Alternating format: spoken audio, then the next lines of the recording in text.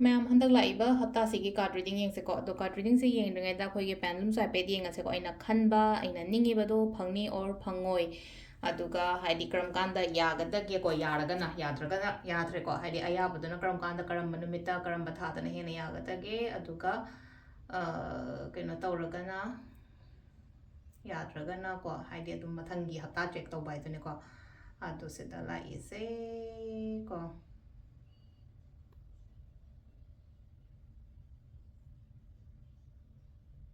no है लाए हंदक्ति no से पाक लाकंदमने नो है लेरे हजिक आई योना हारगदिको अदु मथंगी मथंगी हप्तागी दा चेक तौरसेको हाइदि ngasi ge na khallibasidi answer से नो है लाए को अदु कार्ड रीडिंग सु येंमिनरसे मखा तानको कार्ड रीडिंग से स्माइल तौरसे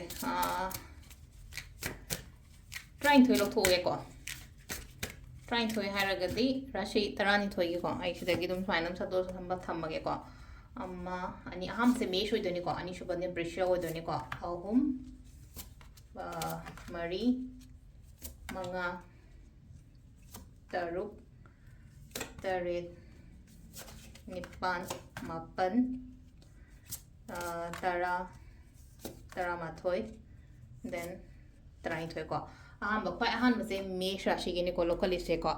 हारे मेष राशि की से लाइसे को हाइदि सिदा लाइब कार्ड से की मतुंग इना हारे फोकस तो हाइदि आई से हप्तागी ओइनाने को येंगाइ से को अइना तौरिबा थबक तो फोकस तो हाने की नुंगाइ तब खोतब मैम तो हाइ तारे को हाइदि लेट गो तो हल्लो हाइ को सिलेना को हाइदि तौदोरिबा थबक त चकचंग न तौबो दाइन तरो को अमुका हाइदि ममांग द यागिद्रे हाइना खलसे अमुका सेमगत सागतलो ना हाइरिबा सिदा सिगी पोचे को सिजना हामबा को अखोइगी मेष राशि ने योइना लेरे को मथंगी वृषगी सिना सिलेना को लेनो को सिदा हाइजे इशागी ओइना हाइ तारे को अफबा हाइदि अफबा हैबिट अमा करी अमा क्रिएट तौबा यारे को जे चही जो हौदा गाइरी अदुदुना हानेगी हाइ तारे को नेगेटिव पैटर्न्स कुंबा कइगुंबा लेबा खोटपा लेरगदी अदु मैम दो थादोगा खितंग हेल्दी ओइबा हाइ तारे रूटीन डिसिप्लिन कुंबा कइगुंबा दुमाइना फॉलो तौबेबा सिसिना कोइगी कइनो को मेष राशि लेरे वृष लेरे नेक्स्ट किसना मिथुन राशि को मिथुन राशि की ना पेशेंस लेबा हम दरकार ओइ को सिलाइसे कप्स ऑफ टी लापसे कप ऑफ टी से पेशेंस लेबनेबो पेशेंस हाइदि खतंग हाइ तारे नेना ताना हाइदि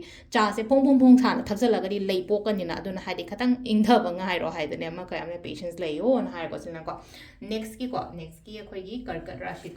कर्कट राशि की ओइना हाइदि स्टेबिलिटी हाइ तारे को सिलेजे को स्टेबिलिटी ले को थमोइ सेंगो हाइदि थबक तौ मतम द को हाइदि थमोइ सेंगो स्टेबल ओइगनि को अदुम हाइदि सिदा लेरे सिना अखोइगी कर्कट राशि की लेरे को नेक्स्ट अमुक सिंह राशि सिना सिलेने को हाइदि सिदा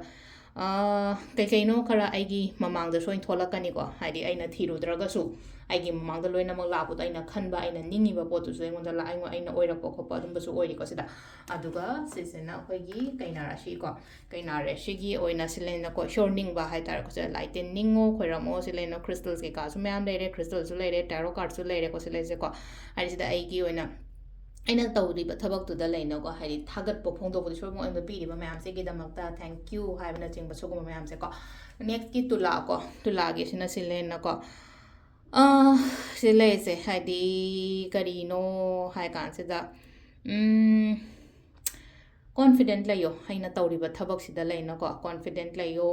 हाइदि सिदा कईनो हपचनबा याबा एड ऑन तौसनबा याबा खोचनबा मयाम अमको अमाइ तौरगा नेक्स्ट की को वृश्चिक राशि की ओइना हाइतारे को सक्सेस ओइना लाइक को स्टार सु लेरे जेम सु लेरे फ्रूट्स मैम सु लेरे को अदुन अचीवमेंट नि को सिसे हाइदि ग्रोथ एंड अचीवमेंट ग्रेप्स का लाइसे मक फै को ग्रेप्स ए ग्रोथ नि को अकोइ टारो का तगा हाइरगदे अदुन अचीवमेंट सक्सेस कुंबा कइगुंबा दुमाइ तरो लाइक को सिसिना खोइगी कइनो को मथंगी धनु के सिना हाइदि अनौबा मयोन चोंखटपा ओइना ओइरे हप्ता से लेना को न्यू बिगिनिंग थबै खांग एक्सपेंशन्स तौबा ngamba खोपा अमाइ तौरगा अदुगा नेक्स्ट की सिना मकर की सिना हाइदि क्लीनिंग हाइदुने सिलाइसे को कइनो अखोइगी मथु हाइदि ड्रॉप्स मैम रेन ड्रॉप्स आमदा हाइदि नोंग से तारगदी हाइदि मथक्ता अमोट अकाइ लेबो ओइरो लंबी तुमांग कइका लेना को लोइना मक क्लेंस तौइना को अदुदुना हजिक से सेंगदोपो मतम हाइदुने हंदकी हप्ता से को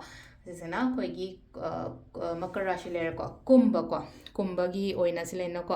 ꯑꯦꯕ꯭ꯔꯤꯊꯤꯡ ꯈꯇꯪ ꯕꯦꯂꯦꯟꯁ ꯇꯧꯔꯒ ꯊꯕꯛ ꯇꯧꯕꯤꯌꯨꯀꯣ ꯌꯥꯅ ꯌꯥꯅꯕ ꯍꯥꯏꯕꯗꯨꯅꯦ ꯃꯔꯣꯝꯗ ꯑꯗꯨꯒ ꯂꯥꯁꯀꯤ ꯃꯤꯟꯅꯀꯣ ꯃꯤꯟꯅꯒꯤ ꯁꯤꯅ ꯁꯤꯗ ꯈꯤꯇꯪ ꯍꯥꯏꯇꯥꯔꯦ ꯁꯤꯗꯀꯣ ꯁ꯭ꯄꯤꯔꯤꯆꯨꯋꯦꯜ ꯀꯅꯦꯛꯁꯟꯁꯀꯨꯝꯕ ꯀꯩꯒꯨꯝꯕꯁꯨ ꯗꯔꯀꯥꯔ ꯑꯣꯏ ꯂꯥꯏꯁꯨ ꯅꯤꯡꯉꯣꯀꯣ ꯑꯗꯨꯒ ꯌꯥꯝꯅ ꯆꯦꯛꯁꯤꯟ ꯈꯣꯏꯖꯤꯟꯅ ꯊꯕꯛ ꯏꯪꯈꯥꯡ ꯇꯧꯕꯤꯌꯨꯀꯣ ꯐꯒꯅꯤꯀꯣ ꯁꯤꯗ ꯂꯩꯔꯦ ꯑꯩꯈꯣꯏꯒꯤ ꯔꯥꯁꯤꯒꯤ ꯑꯣꯏꯅ ꯍꯞꯇꯥꯒꯤ ꯇꯦꯔꯣ ꯀꯥꯔꯗ ꯔꯤꯗꯤꯡꯀꯣ ꯃꯌꯥꯝ ꯊꯦꯡꯛ ꯌꯨ